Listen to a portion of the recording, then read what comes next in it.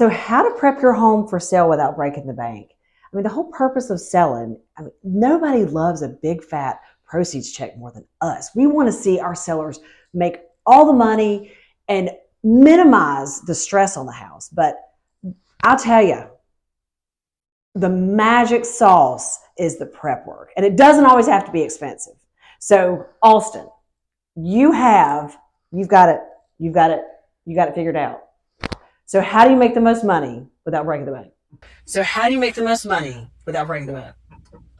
Well, first off, buyers decide in the first 12 seconds if they love or hate your home. So, curb appeal, make sure them hedges are trimmed. You got mulch, pine needles, whatever your landscaping looks like, make sure that's up to date. And then when they first walk in that house, it needs to be look good. It needs to not have anything weird going on. No funky paints. So paint, that's another one you'll get good return on investment. Yeah. No funky smells. Yeah, no smells. It should smell neutral. Even like the people that plug in the scented things. Right, Like, not overpowering. no go. Don't do it. And Renee is, y'all, everything that she owns is spotless. You can't find any dirt. So, I mean, You can find some dog hair. Yeah. You got it. Yes, clean. It's got to be clean. Everything needs to be clean. Clean out the clutter. Make sure it's sparkling. yeah. You know, I think my takeaway, if I had one thing to really make a seller's house pop, well, I've got two things. I can't narrow it down. A magic eraser around all of your surfaces, the door frames, the doors, the Light switch. light switches. Clean it. You wouldn't believe what a difference that makes. And then a can of just glossy white paint or semi-gloss, whatever your trims are, because inevitably somebody's purse has nicked the door frame. And when buyers are walking through the house, they see these things, and when they see nicks, they think that house has been lived in hard. How's that HVAC been taken care of? Have they even thought about changing the filters? And if you work with me, I promise we'll make sure that you've got a magic eraser or two.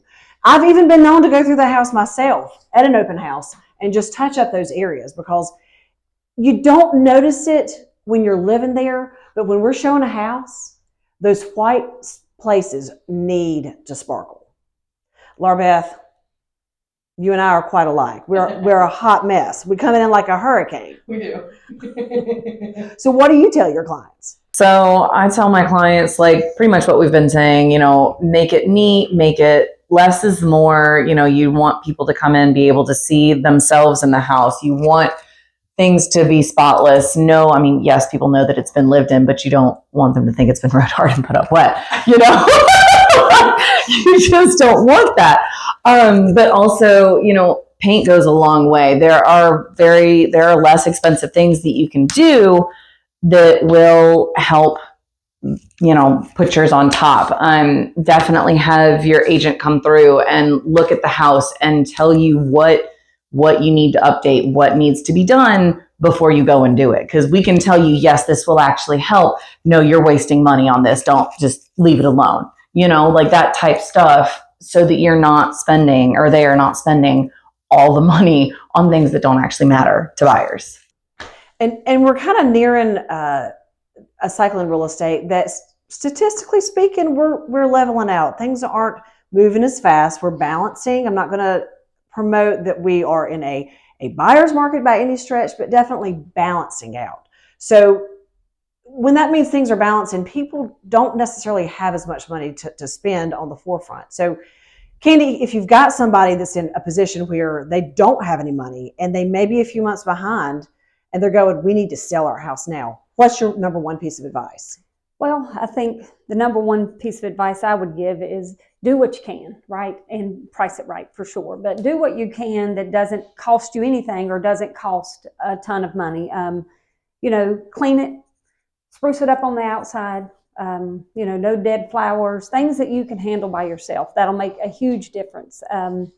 And work with a realtor that may have some solutions outside of that. I mean, if your house needed to be painted and you just didn't have the funds, but we felt like that would really get you over the hump and get your home sold quickly. We know people that can wait to closing to maybe get paid for that service.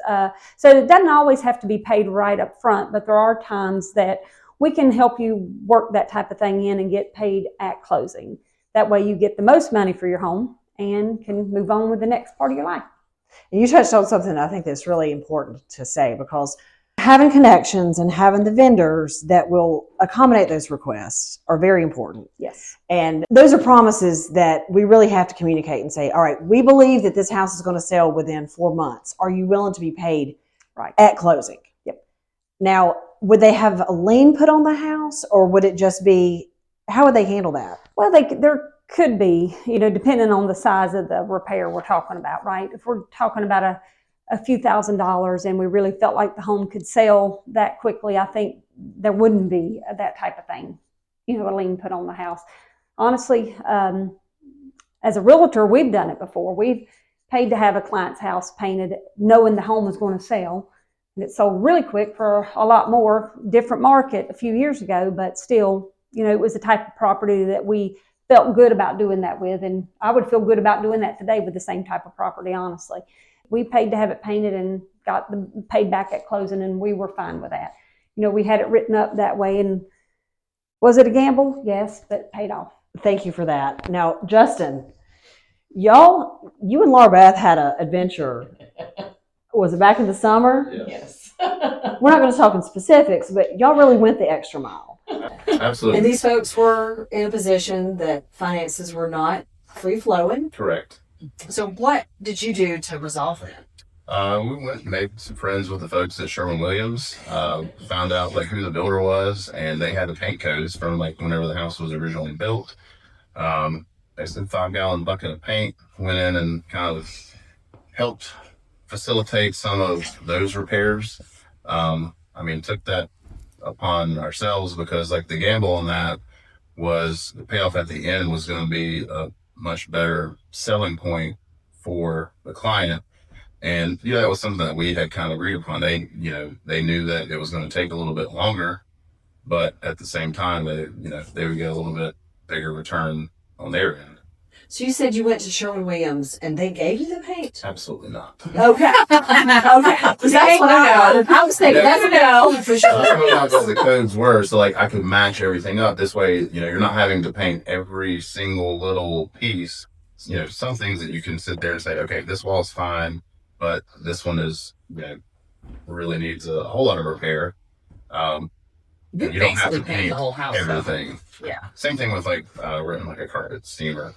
You can go through and do some of those things yourself and not have to pay the Stanley steamers or professional carpet systems, whoever that may be, and take care of that. That gets the smell out a lot of times because, let's just face it, we all have a very distinct odor, whatever you want to say about each other, some better than others. Mm-hmm. And, if you've lived in a house 10, 15 years, you have kids, pets, yourself, whatever, it smells lived in. So, that doesn't really cost a whole lot to go and just take care of something simple. That was one of the things that we had done there. So between that and painting some mulch and turned it around and ended up with a pretty notable difference in price. And y'all did that work. You and Laura Beth did that sweat equity yourself. Pretty much. Oh, yeah.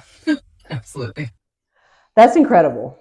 That's incredible. And those are the stories that I think that don't get told.